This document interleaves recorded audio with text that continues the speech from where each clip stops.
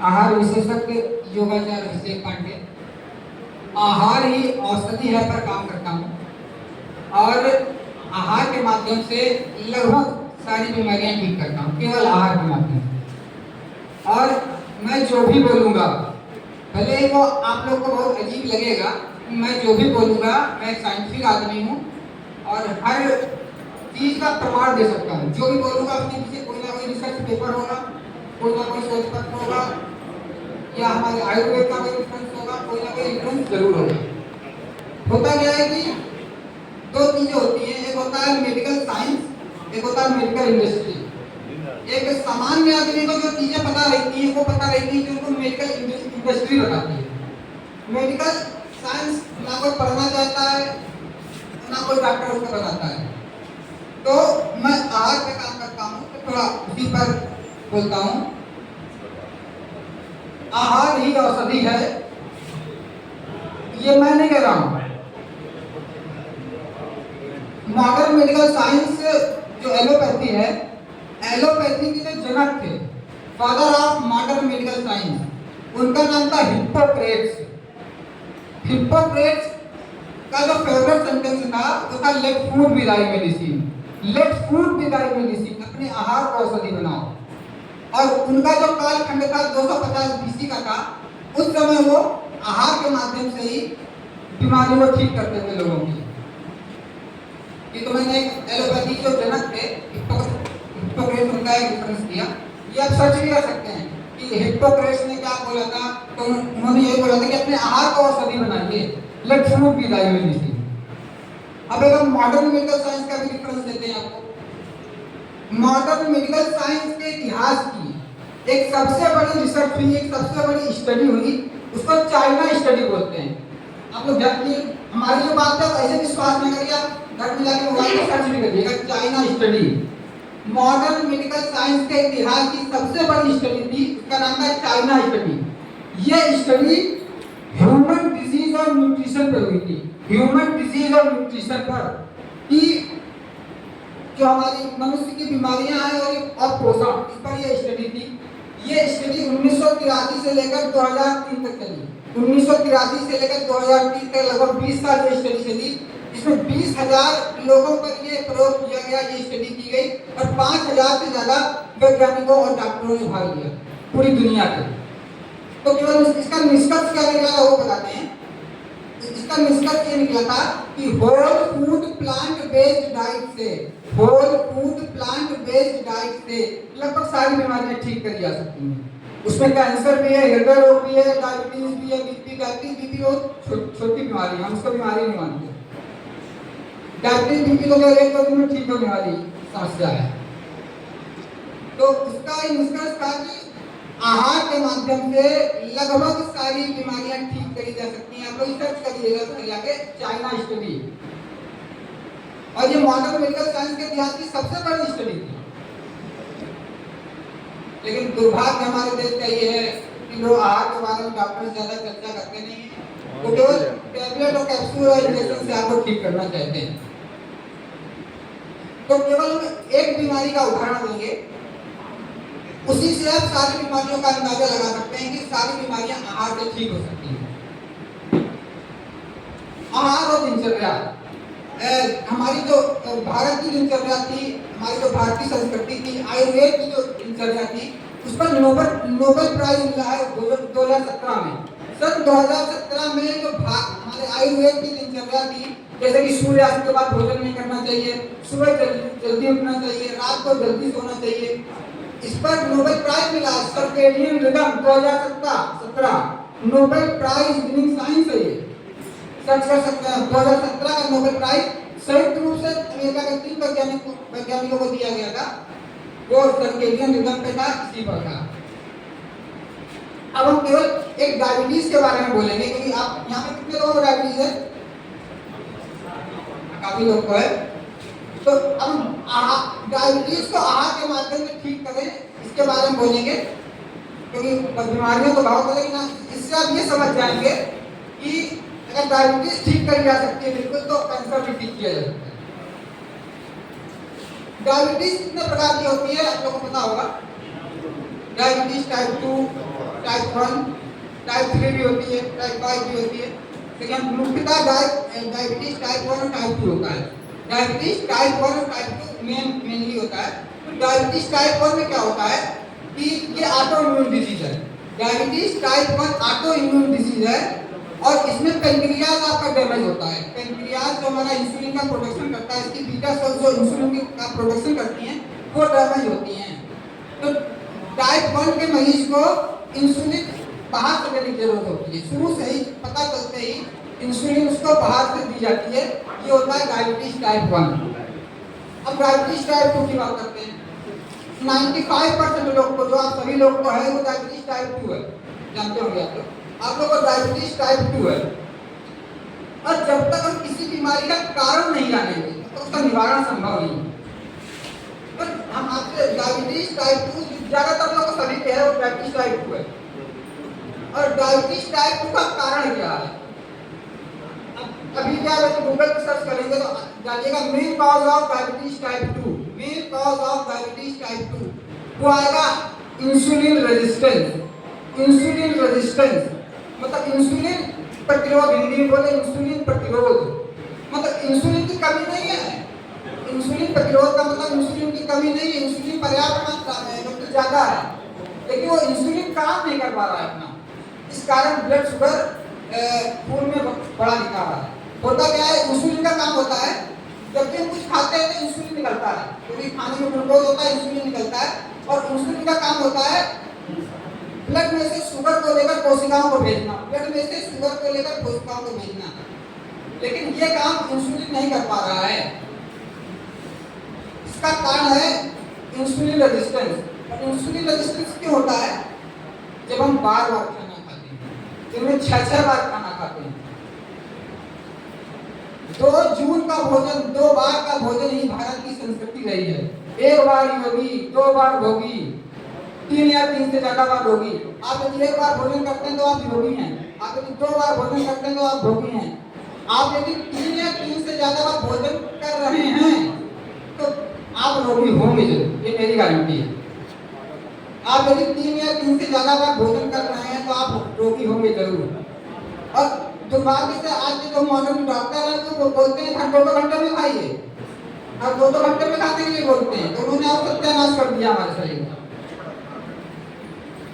अब हो क्या रहा है, हमारी डायबिटीज टाइप 2 का कारण ही है बार बार खाना। मतलब हम बार बार खा रहे हैं, इंसुलिन बार बार निकल रहा है, इंसुलिन अपना काम नहीं कर पा रहा है।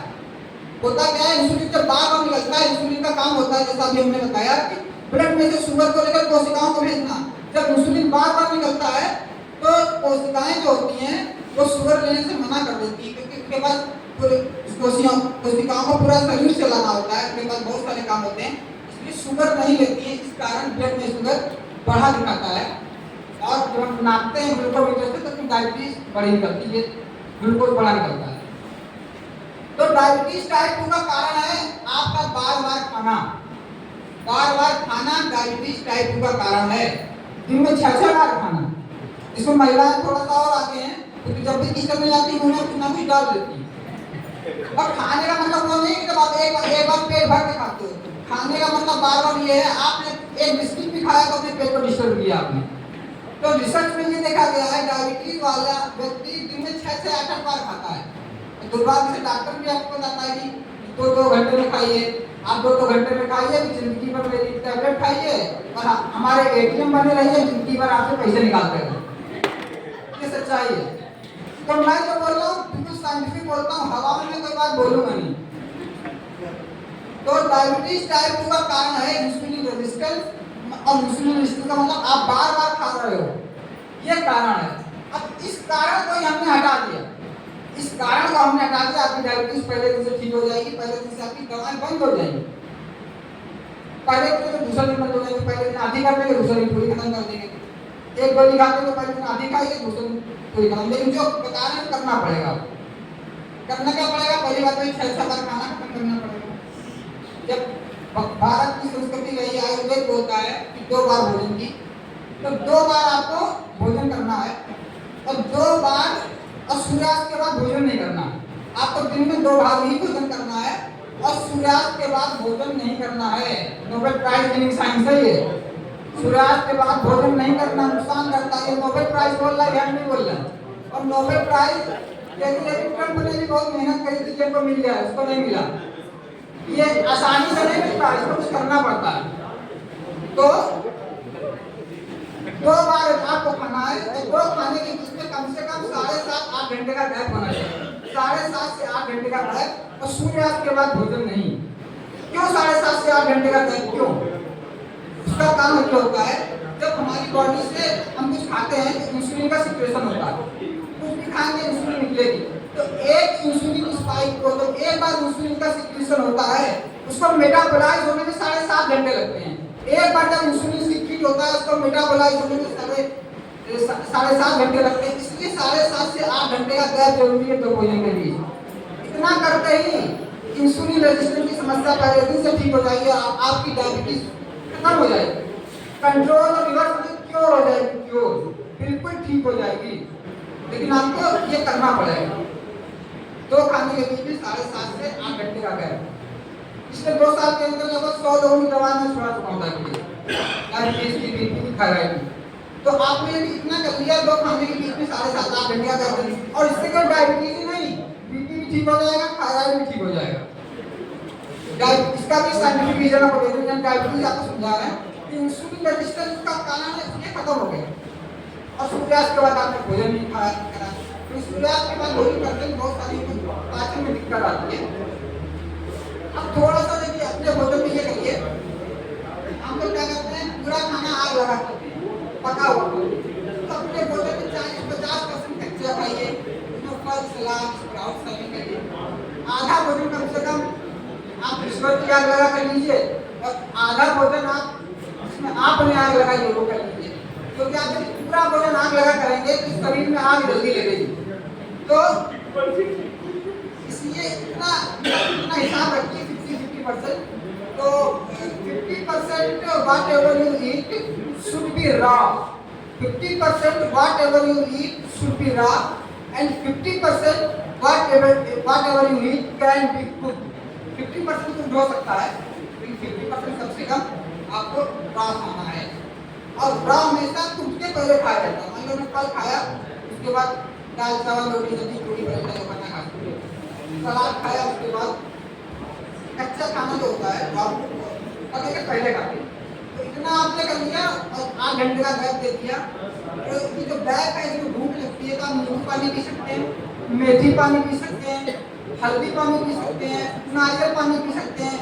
लेकिन बिस्किट, नमकीन, मिठाई, बर्फी, समोसा ये नहीं खा सकते। तो 8 घंटे का गैप बता कितना करेंगे, मैं गारंटी देता हूँ कि आप किसी गोलियां बंद करनी पड़ेगी।